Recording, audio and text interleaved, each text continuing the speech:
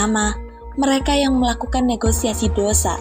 Dan kedua, mereka yang gila. Bibisun kemudian mengungkapkan bahwa Paman Benito adalah suaminya yang menjadi gila.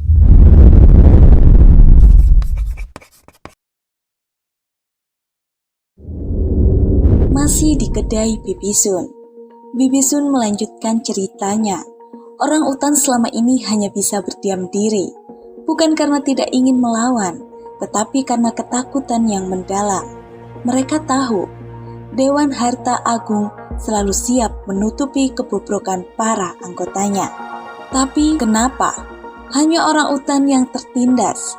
Bukankah ada binatang lain di sini? Tanya Baruta, penasaran. Bangsa burung dengan kebebasan terbangnya, raja hutan yang menakutkan bagi manusia, atau ular yang bisanya lebih cepat membunuh daripada senapan Lord Devon. Semua tampak memiliki kekuatan. Bahkan, buaya yang ikonik telah mengikat perjanjian khusus dengan kerajaan. Namun, di antara semua itu, hanya orang utan yang menjadi sasaran penindasan tanpa perlawanan. Kita hanyalah lelucon bagi mereka. Bibisun menjawab dengan getir. Mereka sadar bahwa untuk mengubah nasib bangsa orang utan, mereka harus menumbangkan Dewan Harta Agung. Sistem perpajakan di Darkolan bukan sekedar ekonomi, melainkan sebuah permainan licik yang melibatkan kekuasaan. Pajak tidak lagi dihitung dengan angka dan timbangan, melainkan ditentukan dengan mulut para penguasa. Para pemburu tidak memungut pajak, mereka merampas upeti.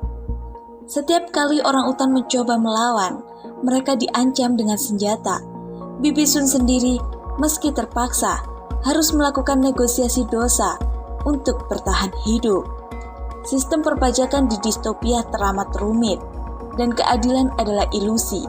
Pengadilan hanya menjadi alat Dewan Harta Agung untuk menegakkan ketidakadilan. Apa langkah kita selanjutnya? Tanya Baruta dengan raut wajah penuh tanya.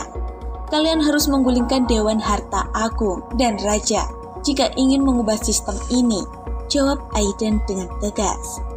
Jawaban Aiden mengejutkan semua orang. Menggulingkan Dewan Harta Agung berarti memicu perang besar antara manusia dan orang utan.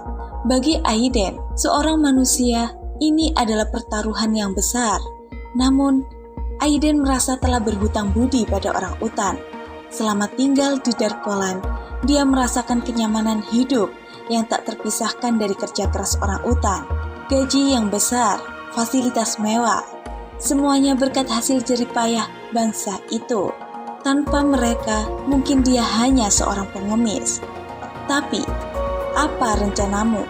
Tanya Paman Benito memecah kebisuan. Aiden mengungkapkan bahwa multivitamin dari rawa rontek yang diproduksi di Labora Distopia adalah kuncinya. Dia yakin bahwa bahan AP yang selalu ada namun tak pernah digunakan merupakan kelemahan terbesar para pemburu. Cuma Tuan Kairos yang tahu. Lanjut Aiden. Siapa itu Tuan Kairos? Tanya Baruta penasaran. Tuan Kairos adalah cendekiawan terkenal yang dikenal karena tulisannya. Dia menolak bersekutu dengan siapapun, sehingga tidak ada yang tahu bagaimana wujudnya. Konon, dia hanya tinggal bersama istrinya dan hidup berdua, jelas Paman Benito. Baruta menghela napas panjang. Kalau begitu, pasti sulit bertemu dengannya. Sulit bukan berarti mustahil, jawab Aiden sambil tersenyum penuh keyakinan.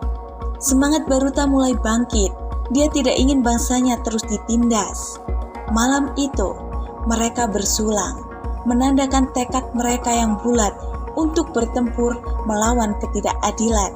Namun, Baruta teringat satu hal. Bibisun, jika kamu mendapat kedai ini lewat negosiasi dosa, bagaimana dengan Paman Benito? Bagaimana dia bisa jadi orang utan kaya tanpa tersentuh pajak? Tiba-tiba, Bibisun tertawa berbahak-bahak. Kaya? Siapa bilang dia orang utan paling kaya? Baruta bingung melihat reaksi Bibisun. Lalu, dengan tenang, Bibisun menjelaskan. Di Darkolan, hanya ada dua jenis makhluk yang tidak diburu pemburu.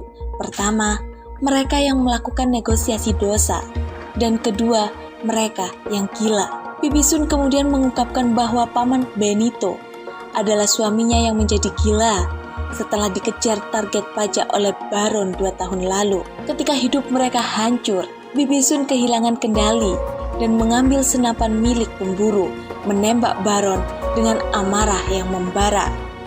Orang utan waras mana yang tidak akan menggila jika hidupnya terus diperas seperti itu, ujar Bibi Sun lirih. Aiden dan Baruta saling pandang, tak menyangka bahwa Bibi Sun dan Paman Benito adalah suami istri. Lebih dari itu, mereka tak menyangka bahwa ketidakadilan bukan hanya merenggut kebebasan orang utan, tetapi juga kewarasan mereka.